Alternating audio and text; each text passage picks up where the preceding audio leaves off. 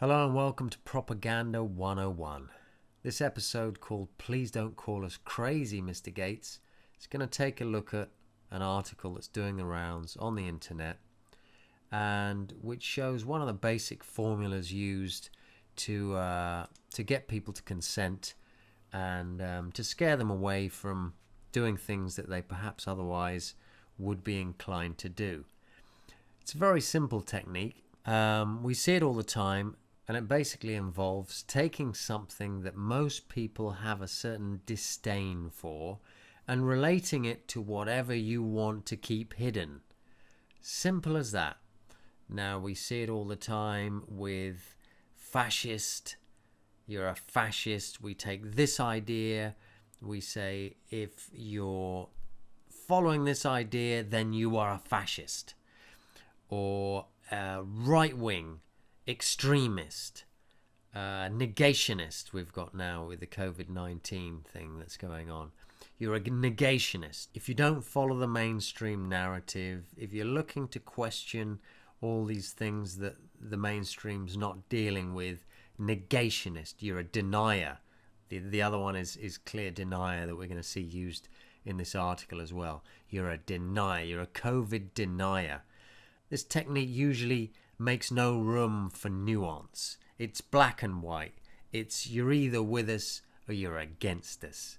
You're either following the COVID narrative, or if you're not, you're a denier. You're an anti-vaxxer.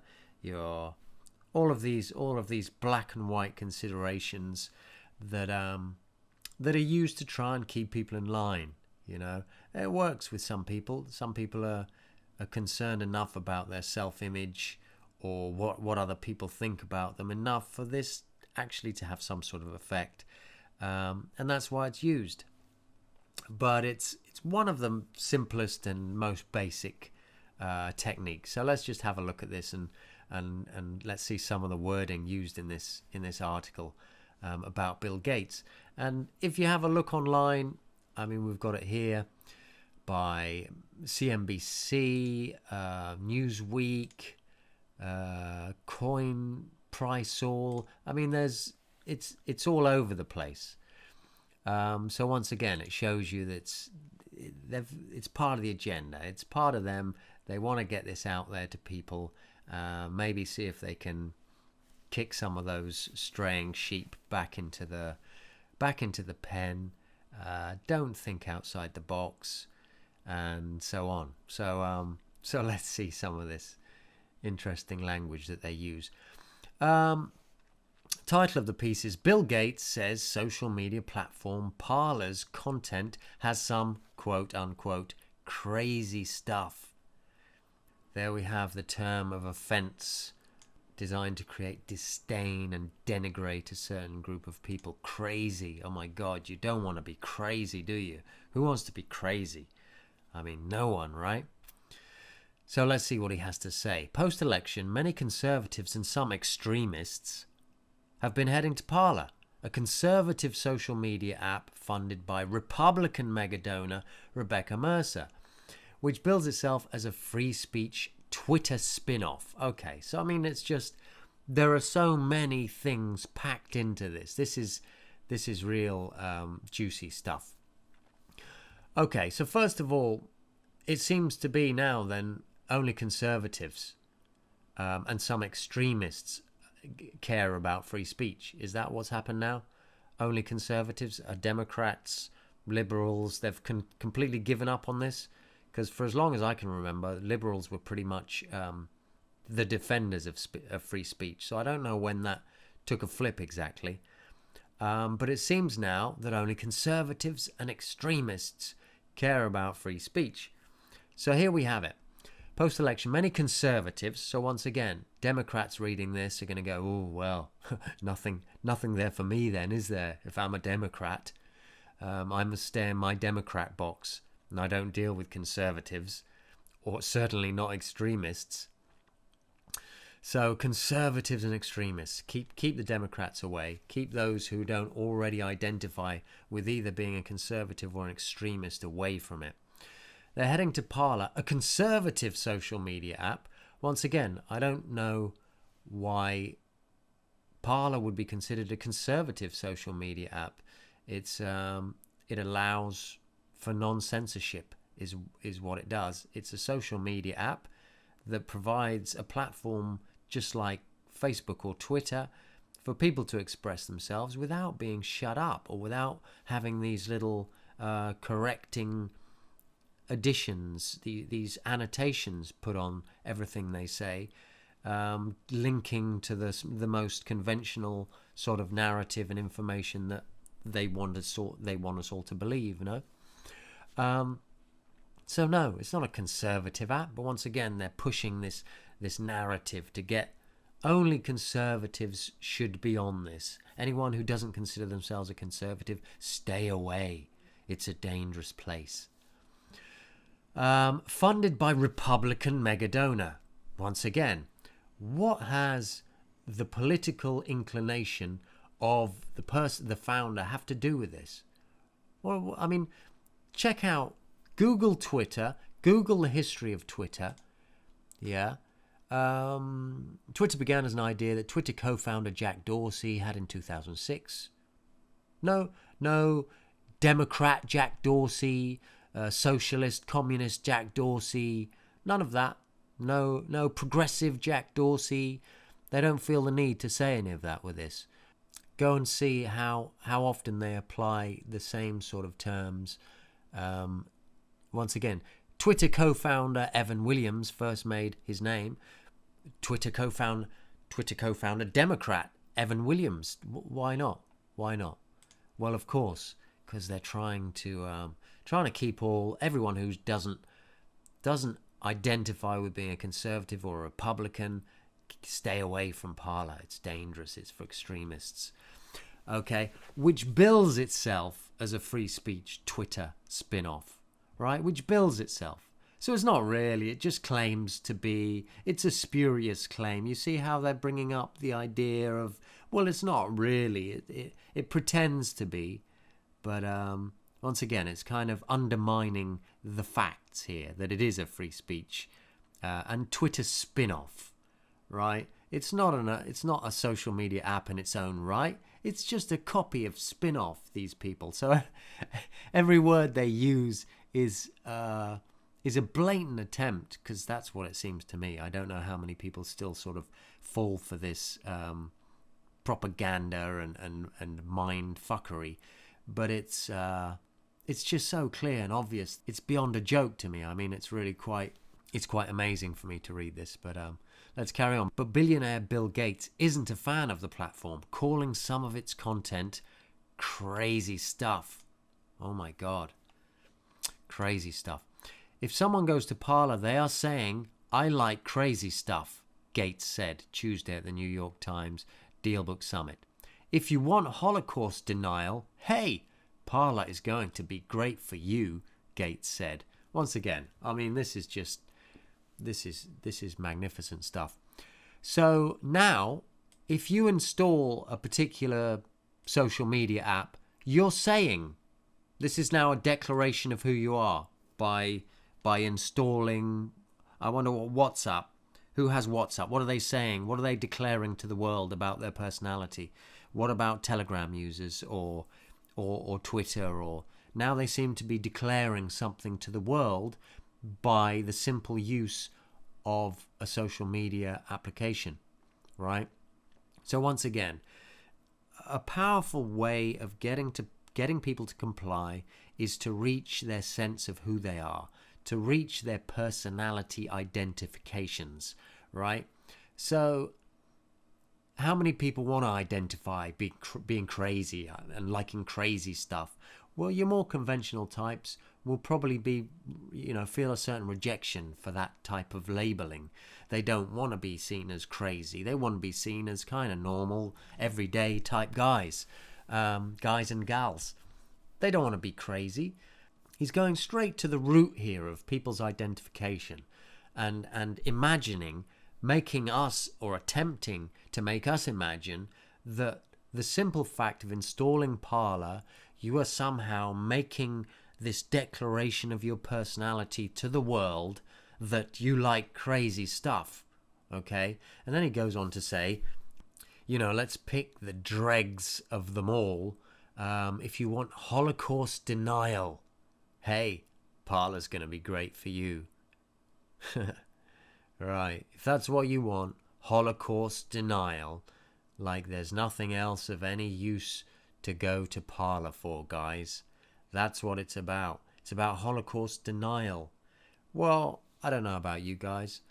I'm quite happy to deal with a bit of Holocaust denial or any other conversation as long as I don't get little notifications on each of my comments saying this is fake and this is false and this doesn't follow our little narrative and agenda and so on and so forth. I like to read what people have to say. I'm not scared about certain ideas. I can deal with whatever ideas that people have in their heads, and I like to deal with whatever ideas that people are wishing to communicate. As for Holocaust denial, wow, should I be scared? Should I be scared of that? Is there stuff that we should be scared about looking into? Well, it seems like Bill Gates wants us to think so, but I'm not buying it, Billy Boy, I'm afraid. So yeah, he's trying to go to the most, what he feels is the greatest extreme, and brings up connotations of anti-Semitism and hate speech and all that good stuff that will get some of these sheep to stop straying and get back on Twitter and have their comments checked and only be able to see the official party line. In October, Facebook announced a ban on content denying or distorting the Holocaust, classifying it as hate speech. So, I mean, that in itself, what does that even mean? So there's one version of this, and everyone has to repeat that version, or it's hate speech? Because from what I look at, when I look at any aspect of history, there are a number of different perspectives on it, minimum. You must have several perspectives, because usually you've got the winners and you've got the losers if we're talking about wars. So the fact that there's just one acceptable version sets off alarm bells to me. I'd prefer to hear several versions and make up my own mind, but there's no space for that, obviously, in Facebook and Twitter. Parler, however, does not police any content on its platform. Oh gosh. So popular but controversial topics that appear on the site include voter fraud. God forbid. Voter fraud? No, never. Holocaust denial and anti-Semitic remarks. See how they've that's a clever little technique as well. The human brain and mind works upon making connections between things. So if you place things in close proximity, whether temporal, whether spatial, this is what the original sort of Gestalt psychologist discovered. We tend to connect them just because of their spatial or temporal proximity, He's pulled out some aces from the deck here. Holocaust denial, anti-Semitism, oh my God, voter fraud, quick, they won't notice. Let's pack that in there as well. And we can kind of foment this idea that anyone who's talking about voter fraud is sort of on the level and in the proximity of Holocaust deniers and anti-Semitic, extremists and so on, according to the Anti-Defamation League. Well, thank God that they don't decide what I can think and what I can't think. Parler, which was founded by Mercer, John Matsey and Jared Thompson in 2018, was the most downloaded app for both Android and iPhone users during the week of November 9th to November 15th, according to Sensor Tower, a marketing intelligence company that tracks app downloads. Okay, great. For the week starting on November 16th, Parler has so far fallen to number 2 among Android users and number 11 among iPhone users. Okay, so guys, hey, that little boom, it's over. Parler's falling. It's no big thing anymore. Let's just leave it on that. Let's leave it on the worst case, which is number 11 now among iPhone users. Let's leave that paragraph. That little factoid is the last thing that they give you in that paragraph. Interesting. The app has attracted the likes of Fox Business host Maria Bartiromo, Republican Texas Senator Ted Cruz, and celebrities Kirstie Alley and Scott Baio. On November 12th, Wired reported that Parler grew from 4.5 million users to more than 8 million, compared to Twitter's 330 million users and Facebook's more than 2 billion. So once again, just trying to show off, aren't they, here? It's like, oh, they grew from 4 to 8 compared to Twitter's 330 million and Facebook's more than 2 billion. Ha ha ha ha. Oh, you Parler freaks, you Parler extremists, you're never going to compete with the bottom line. Right? So, once again, and so what? What does this mean? Biggest is best, is it? More people is of more value? Once again, all these presumptions that they just leave you with, they don't clarify. So what? Why are you telling us this fact? It means nothing to me. I don't know who this means anything to. It's probably a bad thing then, isn't it? There's 2 billion people on Facebook. Many high-profile conservatives have been urging their followers to join Parler after Twitter and Facebook have been adding alerts to posts that spread misinformation, including to posts shared by President Donald Trump about election and voter fraud. So once again, high-profile conservatives conservatives are the only people who care about being free to speak openly, and don't like having little alerts added to their posts claiming misinformation. Whereas once again, voter fraud and all these Twitter alerts that have been added to anything regarding voter fraud, it's quite clear there's voter fraud. You'd have to be an idiot to realize that voter fraud does not happen.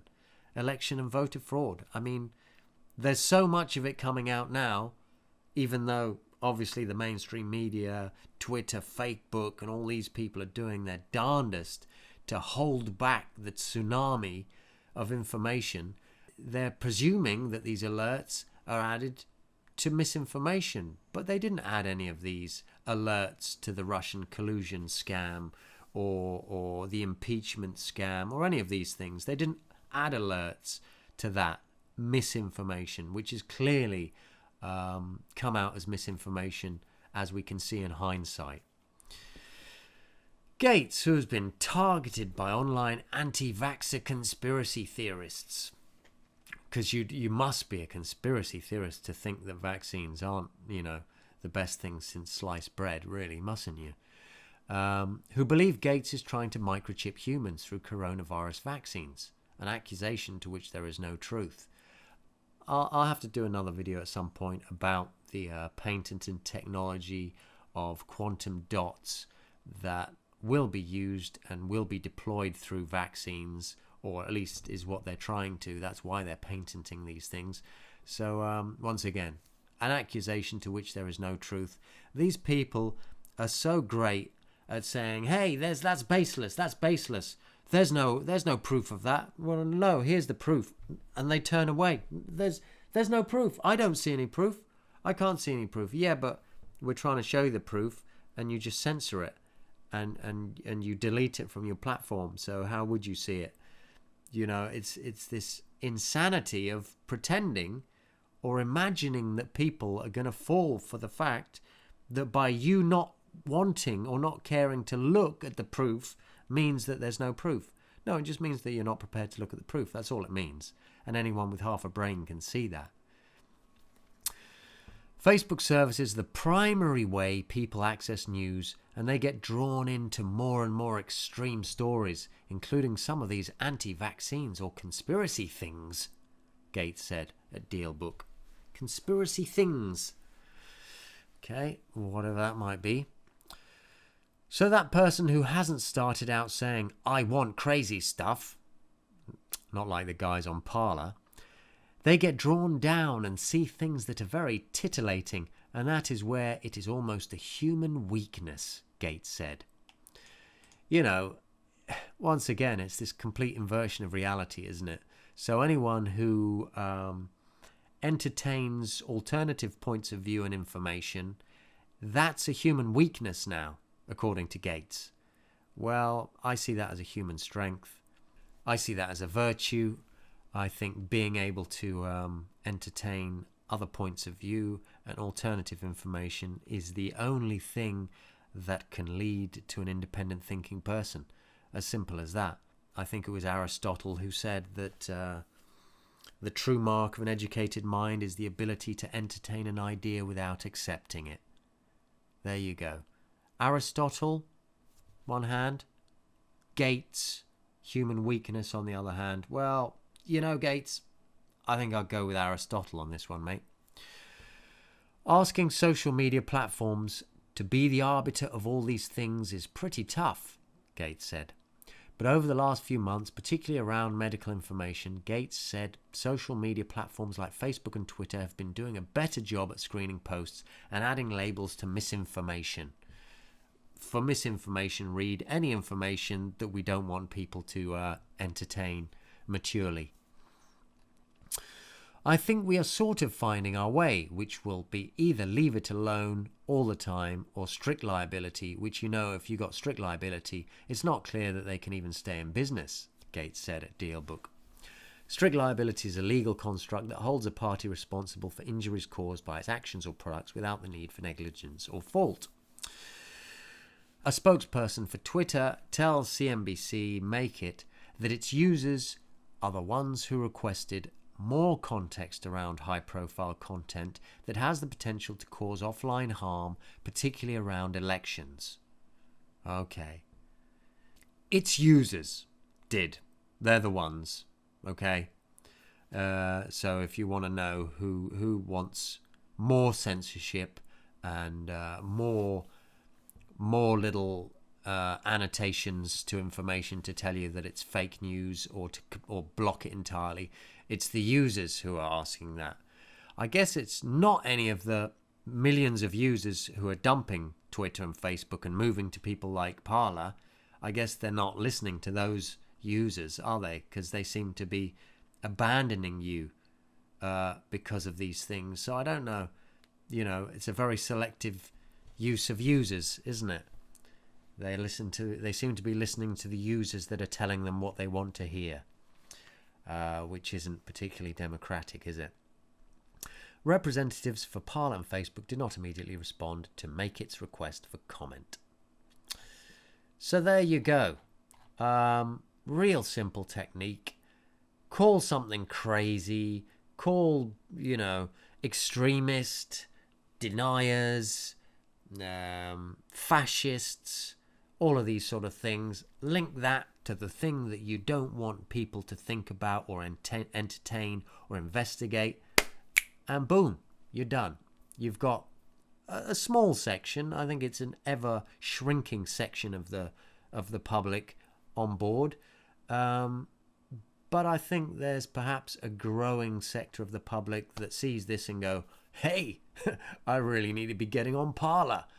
Bill Gates says it's crazy stuff and that we shouldn't be on it. So I haven't yet signed up for Parler, but I think Billy Boy has changed my mind with this. I'd like to see some crazy stuff. I'd like to see some people speaking freely, even if they might be extremists. I think I can handle myself. I'm a big boy now. And even if I come across some real hate speech, or some people perhaps saying that the Holocaust didn't happen exactly as our censored history books tell us, hey, maybe I even take a look at that.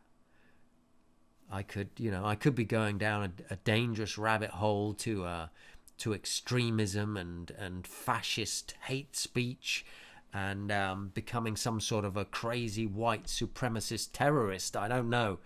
But hey, you got to give it a go. You got to think outside the box.